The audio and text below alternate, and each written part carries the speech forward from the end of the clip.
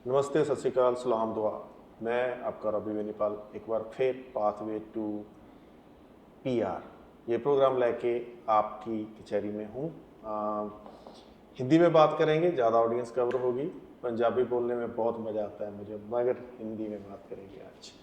मैं आया हूँ ऑजी ग्रुप जो वेल नोन है एडिलेड में, नॉट ओनली इन एडिलेड, पूरे ऑस्ट्रेलिया में। मगर because I live in Adelaide so I feel my city is on the top. So Vishali ji हैं मेरे साथ। विशाली जी वेलकम जी। Thank you.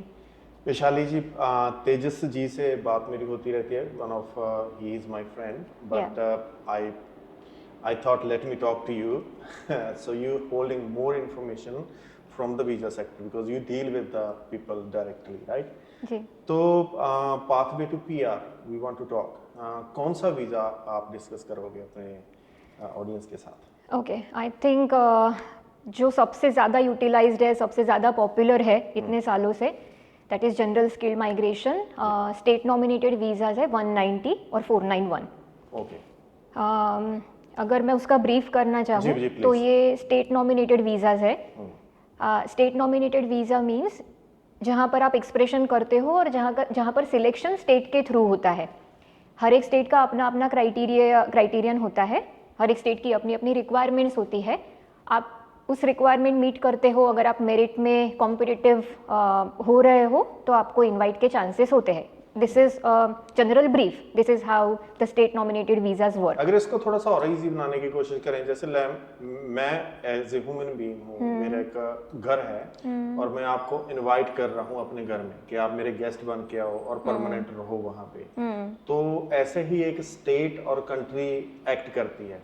तो आप इस कंट्री में जब आप फॉर एग्जांपल आप विजिटर वीजा पे आ जाते हो, इस कंट्री में एज ए विजिटर आए, गेस्ट बन के आए इस कंट्री के, उसके आगे ब्रांचेस हैं, रूम्स हैं, स्टेट है, तो वो स्टेट इनवाइट करती है कि अगर आप परमानेंट रहना चाहते हो तो we are inviting you, but आपके पास ये स्किल्स होनी चाहिए। स्किल्ड बेस्ड इनविटेशंस होते हैं। तो वो स्किल असेसमेंट्स क्या होती है, क्या क्राइटेरिया, इसको थोड़ा ओपन अप कीजिए। जी, अब जैसे नाम सजेस्ट करता है, it's a skilled migration visa. जी। इसमें एक्सपेक्टेड है कि लोगों के पास सर्टेन लेवल क्वालिफिकेशन हो, उसके बेसिस पे रेलेवेंट फील्ड में उनका एक्सपीरियंस हो, वो दोनों कंबाइन करके आप स्किल्ड हो। That is how a skilled person is defined. अगर इस वीज़ा को डिटेल में देखें, it's a multiple stage visa. सबसे पहले उसकी रिक्वायरमेंट होती है कि एप्लीकेंट्स को स्किल्स असेस करनी पड़ती है। वो उनके क्वालिफिकेशन और एक्सपीरियंस पर डिपेंड करता है। अब यहाँ पर काफ़ी सारे ऑक्यूपेशंस है, फॉर एग्जांपल मैनेजरियल ऑक्यूपेशंस है, हॉस्पिटैलिटी है, आईटी है, इंजीनियरिंग है। हर एक ऑक्यूपेशन का अपना अपना अलग स्किल असेसमेंट बॉडी होता है। जी। हर एक असेसमेंट बॉडी या तो क्वालिफिकेशन मांगेगी या तो क्वालिफिकेशन और एक्सपीरियंस का कॉम्बिनेशन मांगेगी। It does not have to be an Australian qualification. अगर आपके पास, हाँ, आप स्टूडेंट वीज़ा पे आते हो, टूरिस्ट पे आते हो, उनको भी एक्सप्लोर करने जैसा है। अगर आपके पास ओवरसीज क्वालिफिकेशन है, even overseas experience is accepted. वो दोनों कंबाइन करके आप स्किल असेसमेंट पा सकते हो। कुछ स्किल असेसमेंट बॉडी आपको ये डिमांड करती है कि आपका रीसेंट एक्सपीरियंस होना चाहिए, which means may be within the past 5 years। Not everyone but some of them. अगर मैं आपको यहाँ पे इंटरप्ट करूँ, फॉर एग्जांपल इंडिया से बिलोंग करते हैं, हिंदी में बात कर रहे हैं, इंडियंस की बात कर रहे हैं, तो इंडिया में बहुत सारी स्किल्स ऐसी हैं जो अप टू दैट लेवल नहीं है, ऑस्ट्रेलियन स्टैंडर्ड को मीट नहीं करती। और कुछ स्किल्स हैं जो ऑस्ट्रेलियन स्टैंडर्ड को मीट भी करती हैं और समवेयर उससे बेहतर भी हैं, जैसे हेल्थ केयर लगा लें हम, मेडिकेशंस, डॉक्टर्स, वो अच्छा परफॉर्म कर रहे हैं इंडिया में, उनकी नॉलेज ज़्यादा अच्छी है, स्किल भी अच्छी है। तो in term of there is kind of skills you consider as a migration agent कि अगर आप इस स्किल जोन में हैं उसके ज़्यादा चांसेस होते हैं। वो फैक्टर डिसाइडिंग है। अगर health occupation, for example health occupations की ही बात करें, आपके पास चाहे कितने भी लेवल का एक्सपीरियंस हो, बट अनलेस वो इक्विवेलेंट टू ऑस्ट्रेलियन स्टैंडर्ड्स गिना नहीं जाता, आप वहाँ पे स्किल असेसमेंट सक्सेसफुली नहीं कर सकते हो। उसके लिए ऑस्ट्रेलिया में पाथवेज होते हैं। अगर आप कोई फार्मासिस्ट हो, फिजियोथेरापिस्ट हो, वो यहाँ पर एग्जाम्स पास करके या यहाँ का सुपरवाइज एक्सपीरियंस लेकर रजिस्ट्रेशन कर सकते हैं, and then you meet the requirements. तो एक्चुअली वो ऑक्यूपेशन पर डिपेंड करेगा। इंजीनियरिंग, आईटी वगैरह है, उसमें फॉर एग्जांपल अगर आप इंडिया की बात कर रहे हैं तो ओवरसीज एक्सपीरियंस उस लेवल तक मीट हो सकता है, काफ़ी केसेस देखे हैं। डेफिनेटली अगर हेल्थ ऑक्यूपेशन है, अगर आप कनाडा यूएस वगैरह में एक्सपीरियंस नहीं है, वहाँ का स्टडी नहीं है, तो वो स्टैंडर्ड मीट नहीं होगा, विच मीन्स आपको यहाँ पर आकर एग्जाम देनी पड़ेगी, सुपरवाइज प्रैक्टिस लेनी पड़ेगी और फिर आप क्वालिफाई होंगे। अच्छा, मैं इंडिया में फॉर एग्जांपल बैठा हूँ और इंडिया में बैठा मेरा जो माइंड का स्टैंडर्ड है या लेवल है, I will not use word standard, A level है, तो मैं स्टूडेंट वीज़े पे आना चाहता हूँ। मेरे पास सिर्फ इतना पता है कि मैं आईलेट्स में 7-8 बैंड ले सकता हूँ और स्टडी वीज़ा पे आ सकता हूँ। मैं किसी गांव को बिलोंग करता हूँ, पंजाब गुजरात कहीं का भी हो सकता है। और जो आप बात कर रहे हो वहाँ पे डॉक्टर्स की बात हो रही है, इंजीनियर्स की बात हो रही है, तो डू यू थिंक कि वो लोग जो इंडिया में उस लेवल के थॉट प्रोसेस से आते हैं, उनके लिए ये जनरल माइग्रेशन को अंडरस्टैंड करना बिट चैलेंजिंग? शुरुआत में थोड़ा चैलेंजिंग लगता है, क्योंकि आप जब नए आते हो तो आपको ये कंसेप्ट पूरा क्लियर नहीं होता, कितने स्टेजेस इन्वॉल्व है, उसकी रिक्वायरमेंट्स क्या है, वो थोड़ा अनक्लियर रहेगा। But I think that is where agents play a role. हाँ, क्योंकि ये फेस टू फेस कम्युनिकेशन आप करोगे या जितना आपको यहाँ पर ज़्यादा लोगों से सुनोगे, तो आपको धीरे धीरे वो प्रोसेस आप सिंक इन करते जाओगे। ये कॉम्प्लेक्स है, मतलब ऐसा नहीं है कि एक जगह पे लिखा हुआ है ओके, सभी का जैसे डिफरेंट है, सभी का डिफरेंट है। Exactly, it's quite subjective. तो हर एक बंदे के लिए वो टेलर्ड प्रोग्राम होगा, हर एक की रिक्वायरमेंट्स अलग होगी, हर एक की कैपेसिटी अलग होगी, हर एक का एक्सपोजर अलग होगा, तो हर एक के लिए पाथवे होगा, बट उसके रिक्वायरमेंट्स, उसकी अभी तक की स्किल्स, क्वालिफिकेशन समझ के we have to tailor it accordingly. India में बहुत सारे एजेंट्स बैठे हैं जो basically they are not migration agents, वो सिर्फ एजुकेशनल एजेंट्स हैं। उनको सिर्फ एक एप्लीकेशन फॉर्म भरना आता है और वो एप्लीकेशन फॉर्म भी स्टूडेंट के नाम पे ही भर देते हैं और जो वीज़ा लगवाते हैं। वो कहाँ तक आपके जो यहाँ का सिस्टम है उसको स्पॉइल करते हैं और आपके लिए हार्डशिप पैदा करते हैं, या they support, they bring like उनको वन स्टेप अहेड कर देते हैं, तो आपको समझाना इजी हो जाता है जो people they moved in Australia finally visa लेने के बाद? ओके, अब वहाँ पर प्रैक्टिकली एक छोटी सी प्रॉब्लम कभी कभी आती है। वैसे वहाँ पर जो करते हैं इट्स अ राइट पाथवे, कि एक एप्लीकेंट है, उसका जो भी क्वालिफिकेशन है, फॉर एग्जांपल किसी ने हेल्थ में कुछ किया है और उसको यहाँ पर कोर्स देते हैं पब्लिक हेल्थ का फॉर एग्जांपल, तो वहाँ का एजेंट अपने व्यू पॉइंट से करेक्ट है कि चलो उसके स्टडी के बेसिस पर उसने यहाँ पे वीज़ा डाला, जो कोर्स उसको रिलेटेड होगा वही जस्टिफाई कर पाएगा और वो उस हिसाब से वो एनरोलमेंट करके यहाँ पर आता है। अब जो बंदा यहाँ पे आता है उसका माइंडसेट मोस्टली फिर आगे पीआर का हो जाता है, अल्टीमेटली वो ही गोल होगा आते हुए, बट फिर उनको वो डाउट रहता है कि अरे मुझे जो कोर्स करके दिया वो पीआर में नहीं है, तो वहाँ पर उनको समझाना थोड़ा मुश्किल होगा कि ओके आपके एजेंट ने सही आपको गाइड किया है, बट यहाँ पर आकर मे बी आपको थोड़ा और चैलेंजिंग लगेगा। एंट्री टिकट थी आपकी, हाँ, so you entered into the country, now maybe you need to take another train to reach on the destination। हाँ, आपका अगर एम बदला है यहाँ पर, अगर कि अगर आप यहाँ के सिस्टम को ज़्यादा एक्सपीरियंस करना चाहते हो, यहाँ पे आपके वर्क वीज़ा के पाथवेज एक्सप्लोर करना चाहते हो, तो you might need some other skills in addition to what you have always liked. तो वो मतलब वो पाथवेज होते हैं, सिर्फ उनको आई थिंक गाइड करना पड़ता है, उनको बताना पड़ेगा। उनके कभी कभी इंटरेस्ट होता है, हम कुछ सजेस्ट करेंगे वो उनको शायद नहीं अच्छा लगता, उनको फॉर एग्जांपल किसी ट्रेड में इंटरेस्ट आ गया, तो उस हिसाब से वी टेलर द पाथवेज। तो जो जनरल माइग्रेशन है उसके लिए आइलेट्स जनरल में करनी पड़ती है, क्या है आइलेट्स और पीटीए, उसका कोई special categories? Again it depends on occupations. Okay, IELTS में यूजुअली जनरल आइल्स एक्सेप्ट होता है unless it is for certain occupations. अगर सोशल वर्क है या टीचिंग है उसमें सिर्फ एक ही एग्जाम एक्सेप्ट होती है विच इज़ अकेडमिक आइल्स, उसमें पीटी भी एक्सेप्ट नहीं होगा। पर बाकी जो वर्क वीज़ाज है, for example graduate work visa या फिर कोई भी ये हेल्थ ऑक्यूपेशन छोड़ के कोई भी अगर नॉर्मल ऑक्यूपेशंस है लाइक हॉस्पिटैलिटी है, इंजीनियरिंग है, वो सारे पीटी टेस्ट एक्सेप्ट करते हैं। If it is PTE it has to be academic. IELTS में there are both the competencies accepted. PTE सिर्फ अकेडमिक चलेगा, आईएलटीएस जनरल और अकेडमिक्स। तो इनविटेशन की बात की आपने पहले स्टार्टिंग में, तो invitation is there any numbers from the government allocated कि आप इस कैटेगरीज में या इस ऑक्यूपेशन में इतने नंबर ही ले सकते हो, या ओपन है वो? हर एक वीज़ा सब क्लास का सीलिंग होता है, जिसके बारे में हम बात कर रहे हैं, स्टेट नॉमिनेटेड वीज़ाज। इस साल उनका सीलिंग 33,000 है सारे स्टेट्स का मिला जब के। आप साल बोलते हो वो July to financial year, yes, that is July 2024 to June 2025। Okay. इस साल का जो सीलिंग है 33,000 है। पिछले साल आई थिंक वो 30,900 था, तो थोड़ा सा बढ़ाया है उन्होंने। ये ओवरऑल सीलिंग होता है। इसको ध्यान में रखते हुए नहीं, ये मैं पर्टिकुलरली सिर्फ स्टेट नॉमिनेटेड वीजास का बता रही हूँ। इस सीलिंग को, ओवरऑल सीलिंग को ध्यान में रख के हर एक स्टेट अपना अपना डिवीजन लेता है, मतलब डिपार्टमेंट अलॉट करता है। फॉर एग्जांपल अगर मैं NSW, वेस्टर्न ऑस्ट्रेलिया, विक्टोरिया की बात करूँ तो उनके पास सबसे ज़्यादा अभी अलोकेशन है, 3,000 फॉर 190, 2,000 फॉर 491।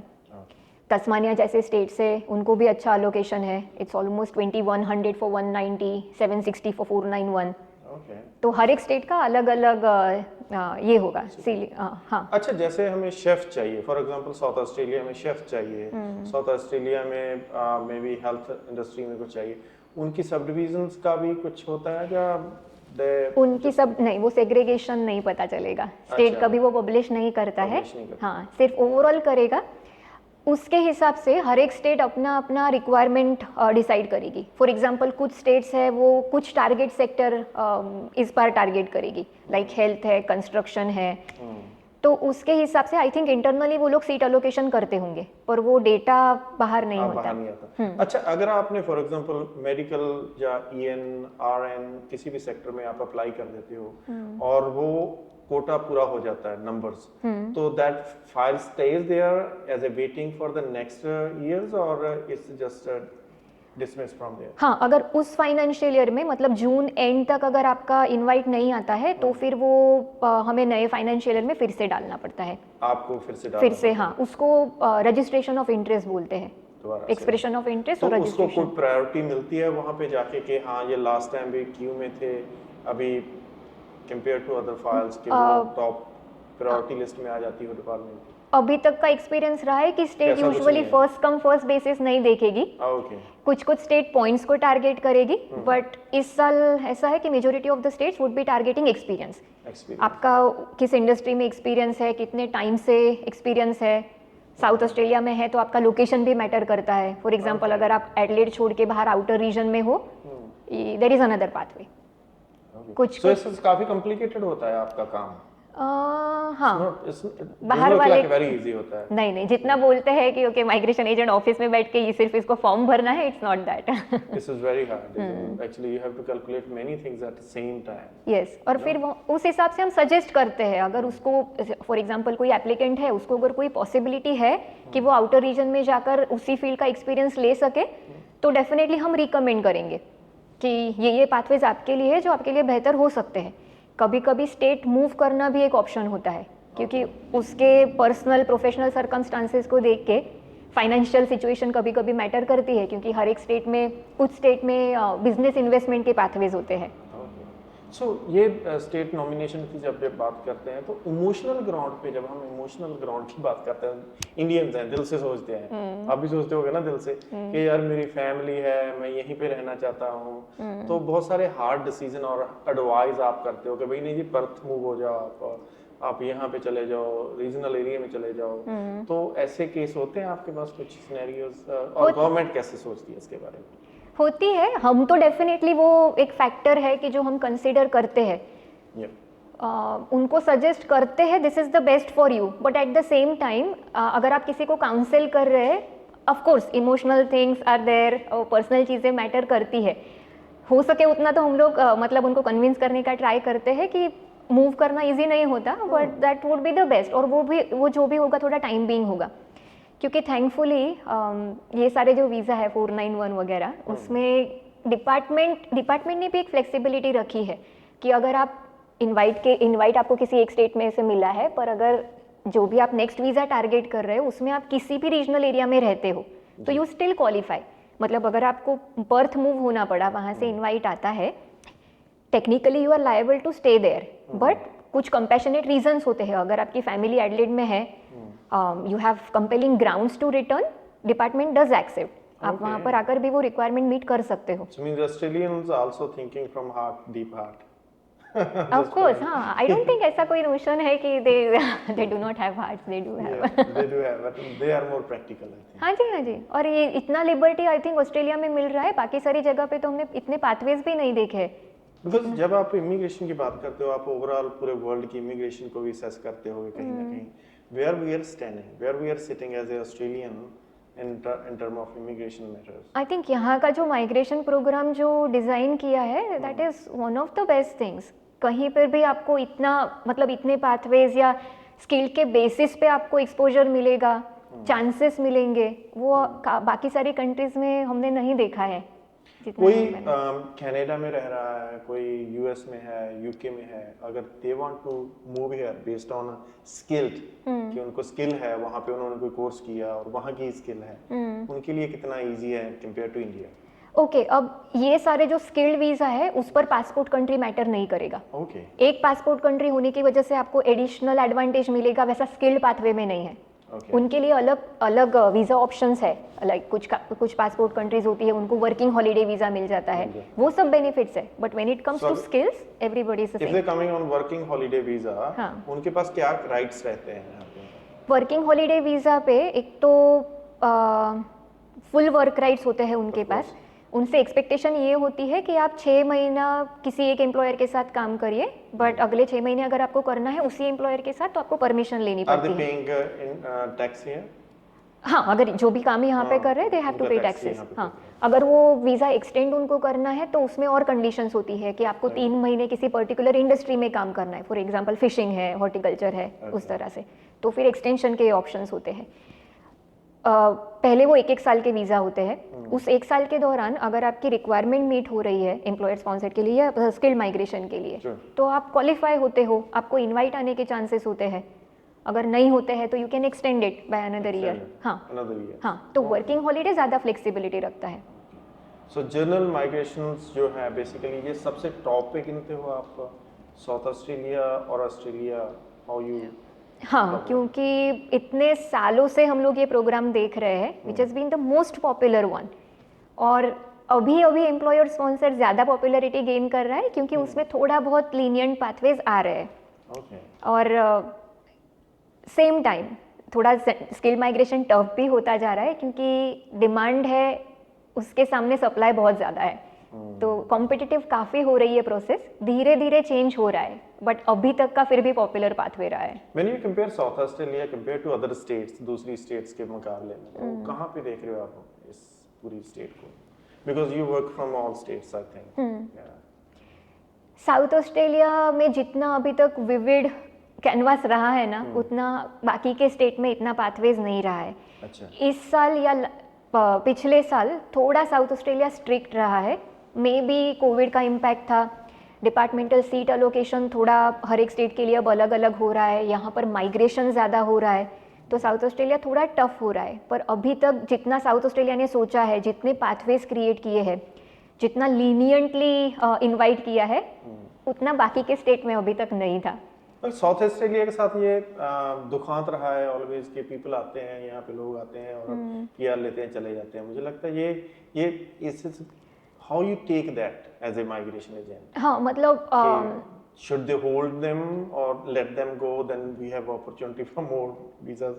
आई थिंक ऐसा कुछ पॉलिसी अगर होता है स्टेट का, या तो डिपार्टमेंट ऐसा करती है कि जहाँ पे अगर आपने रीजनल में जहाँ से इनवाइट मिला है, एटलीस्ट यहाँ पर 2-3 साल आप कंपलसरी रहो, तो इंटरनल माइग्रेशन कम होगा. इंटरनल माइग्रेशन की वजह से जो नेक्स्ट सीट अलोकेशन आता है ना, उस पर काफ़ी फर्क पड़ता है. फॉर एग्जाम्पल क्वींसलैंड, अब एक बार पीआर मिल जाने के बाद लोग क्वींसलैंड मूव होना प्रेफर करेंगे वहाँ के वेदर की वजह से, या जो भी उनको अपॉर्चुनिटीज़ मिलेगी. पर उसके लिए वहाँ पर अगर हाउसिंग का लोड होगा तो वो उनकी नेक्स्ट माइग्रेशन पॉलिसी में इम्पैक्ट करेगा. तो डेफिनेटली मतलब लोग अपनी फ्रीडम वो कर रहे हैं, राइट्स उनके ले रहे हैं, but it impacts migration policy. So India में, मैं आपको इंडिया में बैठ के सुन रहा हूँ, for example I just had a thought yesterday कि मैं ऑस्ट्रेलिया मूव होना चाहता हूँ. तो उनको उनकी भाषा में, because right now I am very much premature by the thought process, मुझे तो ये भी नहीं पता कि एक विजिटर वीजा भी होता है। तो उनको कैसे सोचना चाहिए कि वो पाथवे टू पीआर, कि पीआर को रीच करने के लिए वो राइट स्टेप्स लें, कुछ ऐसा? ओके, अब Directly they can contact you, or they should contact to Australian migration agents, which website they should visit to find more agents, not only you, and or they should approach to their local agents, and if they're going to local agent, what kind of question they should ask, kind of things. Okay, सबसे easy उनके लिए of course local agents को वो करना रहेगा, access करना रहेगा, but local agents में सिर्फ एक ही लिमिटेशन कभी कभी आ जाती है कि उनको यहाँ पर जितने पाथवेज या जहाँ जितना फ्रीक्वेंट चेंजेस यहाँ पर होते हैं उनकी इंफॉर्मेशन शायद उनके पास नहीं हो। True. तो अगर मैं ऑजीज की ही बात करूँ, वी आर वेरी फ्लेक्सिबल। अगर आप ओवरसीज से भी जूम अपॉइंटमेंट करना चाहते हो, फ़ोन अपॉइंटमेंट्स करना चाहते हो, हमारे यहाँ पे काफ़ी उसके स्लॉट्स होते हैं।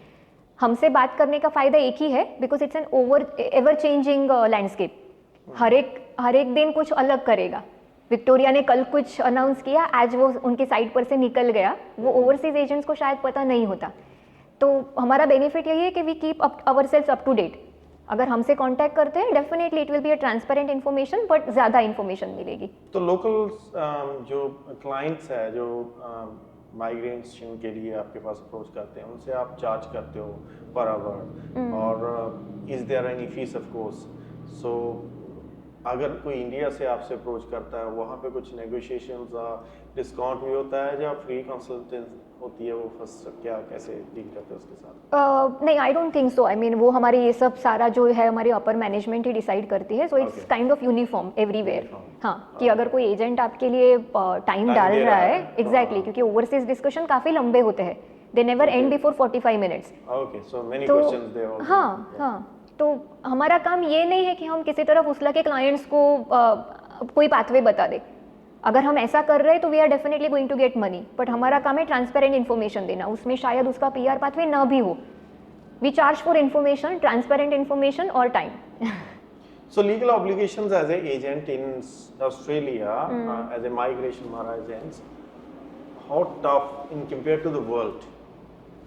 जैसे माइग्रेशन एजेंट्स कनाडा में हैं, वहाँ पे यूके में, यूएस में, हम कहाँ पे स्टैंड कर रहे हैं ऑस्ट्रेलियन एजेंट्स? आई थिंक बाकी के कंट्रीज में भी जो रजिस्टर्ड प्रोफेशंस होती है, लाइसेंस प्रोफेशंस होती है, वहाँ पर उनका इंटरनल वॉच तो होता ही होगा। हाँ, यहाँ पर भी ऐसा है। हमारे मतलब एक अथॉरिटी होती है, माइग्रेशन एजेंट रजिस्ट्रेशन अथॉरिटी, जो हमारे काम पर सारा वो करती है, मतलब दे हैव एन आई। अगर हमने किसी को मतलब सिर्फ हमारा फ़ायदे के लिए कोई ऑप्शन सजेस्ट किया है, या तो फिर नहीं हो रहा है वो काम भी हमने फोर्सफुली किया है कि yes it's going to be done, तो वो हमारा ऑब्लिगेशन है। क्लाइंट्स को फ्रीडम रहता है, दे मे कंप्लेन या about us. Good, I think बहुत सारी इन्फॉर्मेशन हमने ले ली, but again what I understand about the visas के हर पर्सन टू पर्सन काउंसलिंग होती है, और दिस डिस्कशंस दो friends is not legal discussions basically, this is general discussions we are having to people between। तो इसको आप यू कैन नॉट कंसिडर कि आपके वीज़ा के साथ, आपके सिनेरियो के साथ ये मैच करेगी और उसके बेस पे आप कोई डिसीजन लो। So we advise you, we highly recommend you to reach your migration agent और come to Aussie migration agents and ask about your case. So appointment लेनी हो अगर आपकी, तो क्या पाथवे रहता है? वेबसाइट पे जाना होता है, कॉल करनी होती है? अगर कॉन्टैक्ट करना तो कैसे रीच करें आपको? हाँ जी, हमारे वेबसाइट पे अगर जाओगे, आप जिस भी सिटी में हो, वहाँ पर हर एक ब्रांच का कॉन्टैक्ट इन्फॉर्मेशन होगा जी। फ़ोन नंबर है, या तो ईमेल से रीच कर सकते हो। हमारे FP पोर्टल्स होते हैं जहाँ पर आप मैसेज करते हो, तो रिसेप्शनिस्ट उसको रिप्लाई करके आपकी डिटेल्स लेके अपॉइंटमेंट बुक कर देंगे जी। एक लास्ट क्वेश्चन, हम इंडियन हैं और चाइनीज़ भी यहाँ पे आते हैं और कंट्रीज भी आते हैं। Where you look at Indians in after 10 years in Australia in terms of migrations, in terms of numbers, in terms of language, everything? काफ़ी बड़ा डायस्पोरा है, इंडियन डायस्पोरा, और काफ़ी स्किल्ड भी है, हार्ड वर्किंग लोग हैं। तो 10 साल के बाद अगर हम पिछले 10 साल का कंपेयर करें, हम तो शायद यहाँ पे नहीं थे 10 साल पहले, या जो भी थे, सिनारियो डिफरेंट था। जितने बिजनेस आज इंडियंस के हाथ में है या फिर जितने प्रोफेशंस में वो आगे बढ़ चुके हैं, मे बी उस टाइम पे एक्सपोजर नहीं था, अभी है.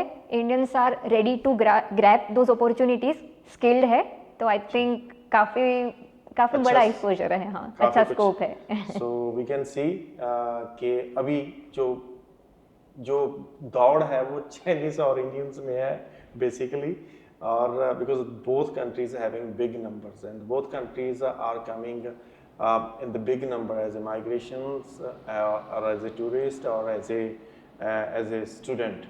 So we'll see after 10 years who's leading and who's sitting on there, who's the second after Italians and I think Greeks, right? हाँ, वो है लैटिन अमेरिकन पब्लिक है यहाँ पर काफ़ी, एशियन पब्लिक है दूसरी. Yes. So thanks for providing a lot of informations. That's okay. This is the discussions can never end. You know? But हाँ जी, we हाँ जी, are- बहुत वाइड है, बट नहीं, thank you so much. Client से भी अगर आपको कोई भी छोटा मोटा क्वेश्चन हो, it like we are happy to answer. Yes. को कभी लगे So you can we just- post your information or your the case or question into the comment sections.